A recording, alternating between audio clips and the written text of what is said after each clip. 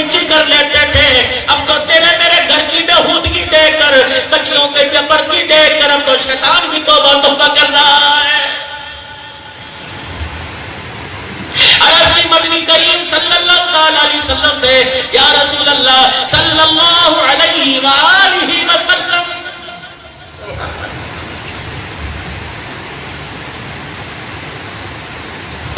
Lock down تھا، میں فروری میں نہ رمضان المبارک میں سکسر گیا، جمعہ بھی میں نے گھر کے اندر پڑھایا۔ وہاں کے بزرگ حاجی یونس صاحب مجھے کہنے لگے مولانا ڈاکٹر عارفی صاحب کو جانتے ہو؟ میں نے کہا جی بڑے اللہ کے ولی، ان کا نام سنا، ان کے بیٹے فیض اللہ عارفی سے ملاقات ہوئی۔ کہنے لگے مولانا مجذوبانہ زندگی گزری، اللہ اکبر، مدینے میں جنت البقیع میں مدفن ملا، روزانہ اتنے جنازے ہوتے ہیں، جنت البقیع کی جگہ تنگ پڑ جاتی ہے، پھر قبر کے اندر میت کو ڈالنے کے بعد کوئی کیمیکل ڈالتے ہیں، 5 مہینے کے بعد قبر دوبارہ کھولتے ہیں یا 5 سال کے بعد قبر دوبارہ کھولتے ہیں، اس قبر کے اندر دوسری میت آ جاتی ہے۔ کہ مولانا ڈاکٹر عارفی صاحب کا 15 سال ہو گئے، ہر 5 سال کے بعد قبر کشائی ہوتی ہے۔ اللہ اکبر، عرب کے مفتیان کرام اس وقت کھڑے ہوتے ہیں، 15 سال ہو گئے، 3 مرتبہ قبر سے مٹی ہٹائی گئی، اس مردے کے اندر کا کفن بھی سلامت رہتا ہے، جسم بھی سلامت رہتا ہے۔ میرے گھر ایسی کیا وجہ ہے؟ ڈاکٹر عارفی صاحب کی اپنی آپ بیتی، فرمانے لگے میں تو بستر پہ سو رہا تھا، رات کا وقت تھا، مجھے خواب آئی، خواب میں ٹیلی فون کے گھر کی ٹیلی فون کی گھنٹی بجی، میں نے خواب میں ٹیلی فون کا ریسیور اٹھا لیا، السلام علیکم ورحمۃ اللہ وبرکاتہ، میرے بیٹے۔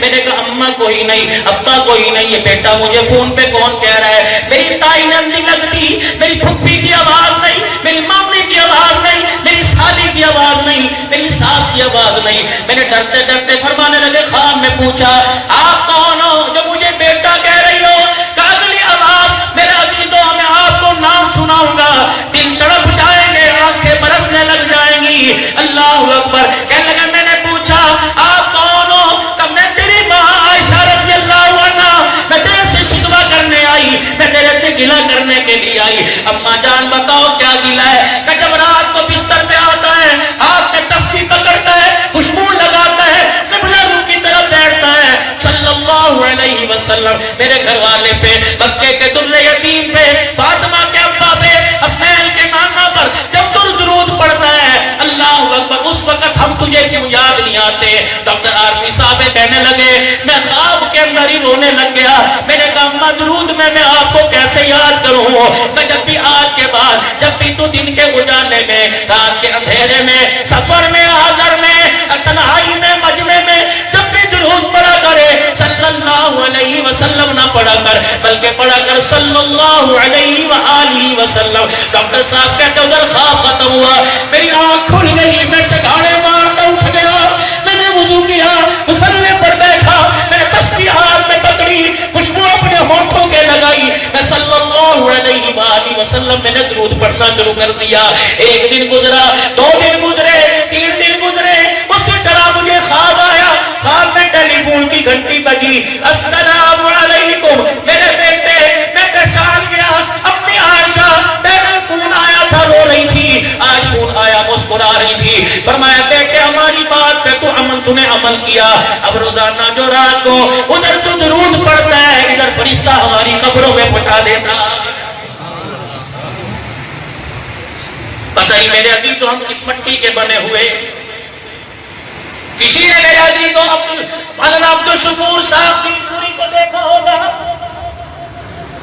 کسی نے میاں سراج احمد کی پوری کو دیکھا ہوگا، کسی نے 1 لاکھ حدیثوں کا حافظ یا 10 لاکھ حدیثوں کا حافظ اللہ اکبر حافظ حدیث عبداللہ درخواستی کو دیکھا ہوگا۔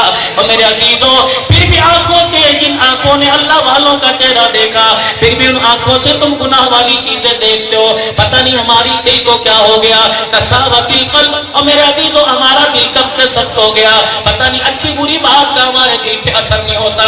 میرے عزیزوں مجھے بتاؤ، سال ہو گئے 14 کربلا کانفرنس میں آتے ہوئے ہمارے گھر میں کیا تبدیلی تبدیلی آئی, ہمارے سونے میں کیا تبدیلی آئی, ہمارے لباس میں, ہمارے کردار میں کیا تبدیلی آئی. اللہ اکبر. ہماری اولاد کتنی دین میں کھڑی ہو گئی, ہمارے بچے کتنے نمازی بن گئے, ہمارے بچے کتنے قرآن کے حافظ بن گئے, جنہوں نے بچوں کو پاس کروا کر, بچوں کو میٹرک کروا کر مدرسے میں ڈال دیا, قرآن کا حافظ بنا دیا, جنہوں نے اپنی بچیوں کو عالمہ بنا دیا. نہیں نہیں, دل کے پھپھولے جل گئے سینے کے داغ سے, اس گھر کو آگ لگ گئی گھر کے چراغ سے.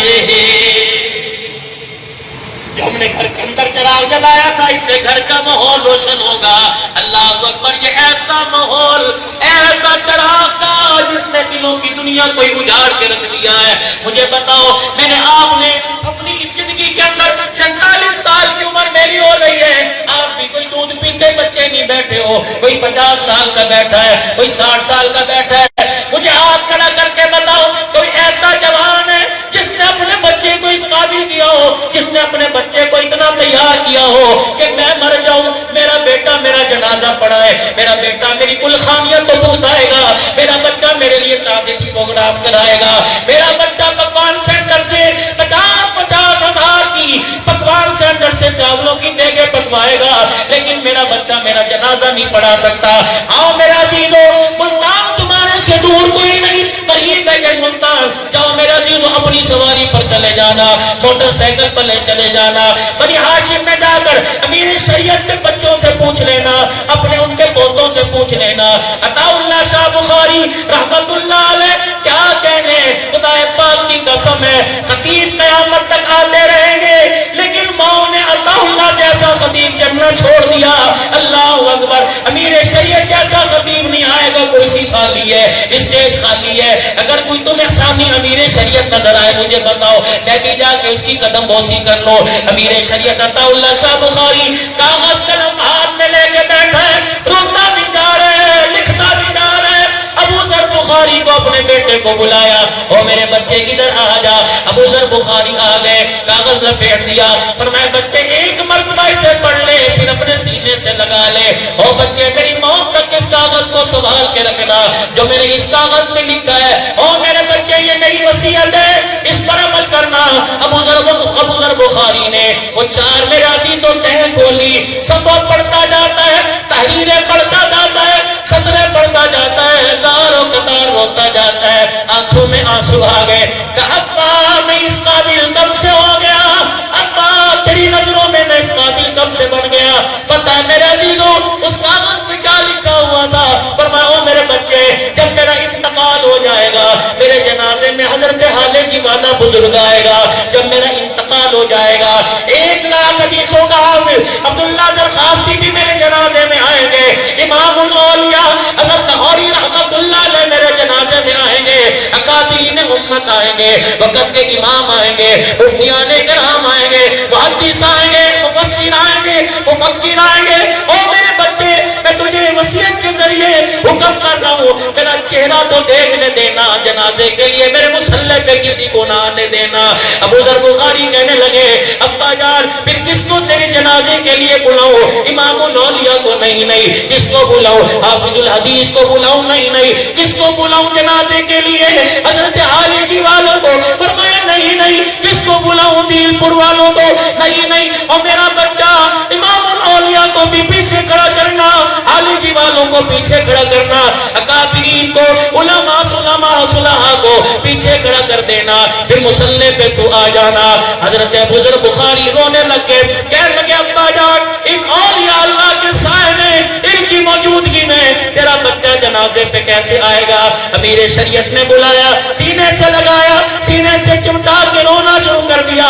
کہ بچے اللہ نے تجھے صلاحیت جو عطا فرمائی ہے, اللہ اکبر, کاش یہ صلاحیت اللہ ہر بچے کے اندر پیدا کر دے.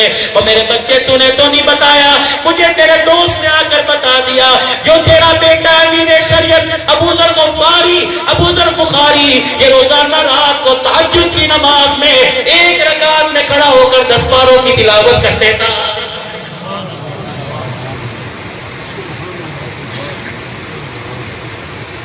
بزرگوں میں غلط ہوں تو میری بات کی ترتیب کرو.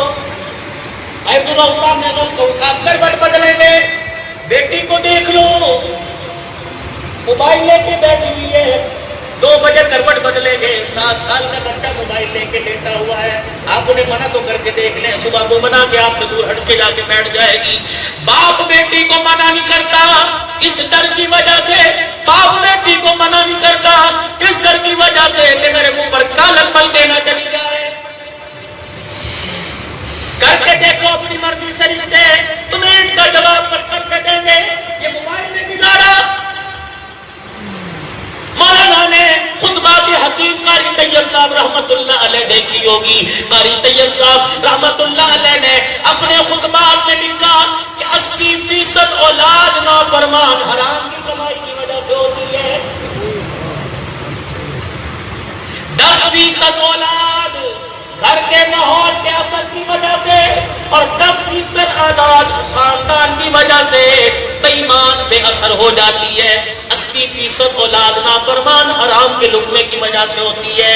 وہ آج میرے عزیزو حیرت سے میری طرف نگاہیں ڈال کے دیکھ رہے ہو، موضوع تو کربلا کے شہیدوں کا، میں بھی حسانی صاحب کی طرح علی اکبر کو کٹوا دوں، علی اصغر کو کٹوا دوں، اور پھر میں حسین کو سجدے میں تلواروں کے سائے میں لے آؤں اور اپنی تقریر کل ختم کر کے چلا جاؤں۔ یہ تقریر تو میں نے پچھلے سال بھی کی تھی، میں تو دیکھنا چاہتا ہوں پچھلے سال جو میں بیان کر کے گیا تھا، آپ کو سن کر کتنی آپ میں تبدیلی آئی، مجھے سنا کر کتنی میرے اندر تبدیلی آئی۔ کیا ہم نے تہجد پڑھنی شروع کر دی؟ کیا ہم نے 4 تو نفل اور اوابین کے نفل اور اپنے اشراق کے نفل پڑھنا شروع کر دیے؟ کیا حرام کی کمائی سے ہم نے توبہ کر لی؟ خدا پاک کی قسم ہے، جس کا حرام کار ہے نمازوں کے سجدے چھوٹتے جا رہے ہیں۔ میرے عزیزوں قضا نمازیں ہیں، انسان کا پڑھنے کو دل نہیں کرتا۔ میرے عزیزوں ہم نے اپنی ماں کو دیکھا، آپ نے بھی اپنی اماں جان کو دیکھا ہوگا، مولانا جو آپ کے چہرے پر داڑھی ہے، مولانا جو آپ کے سر پہ ٹوپی، آج میرے سر پہ ٹوپی، میرے سر پہ داڑھی، مولانا آپ کے سر پہ تغری، خدا پاک کی قسم ہے یہ کسی مدرسے کی بہاریں نہیں، یہ ماں کی گود کی بہاریں ہیں۔ جس ماں نے میرے عزیزوں حلال کھا کر، حلال کمائی کھا کر بچوں کو دودھ پلایا ہوگا، ان کے بچے کتے بلے نہیں بنا کرتے، ان کے بچے یا محدث بنا کرتے ہیں یا مفسر قرآن بنا کرتے ہیں۔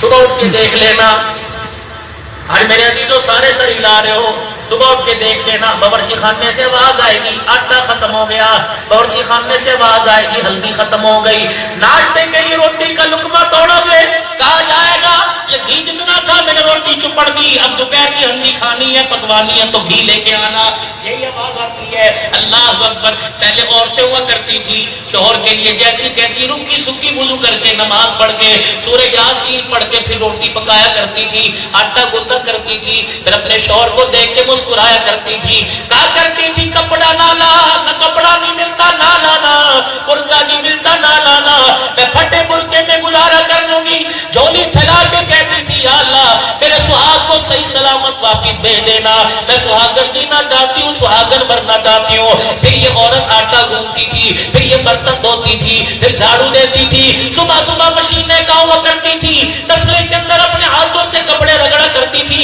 جب اس کا شوہر 2 روٹیاں اچار رکھ کر سائیکل پر لٹکا کے جایا کرتا تھا، یہ سارے کام کاج چھوڑ کر دروازے پر آیا کرتی تھی اور کہا کرتی تھی فی امان اللہ، یا اللہ میں نے اس کو گھر کی چھت کے نیچے سے نکال دیا، تیری رحمت کے سائے تلے دے دیا، الہی عزت کے ساتھ روانہ کر رہی ہوں، عزت کے ساتھ واپس بھیجنا۔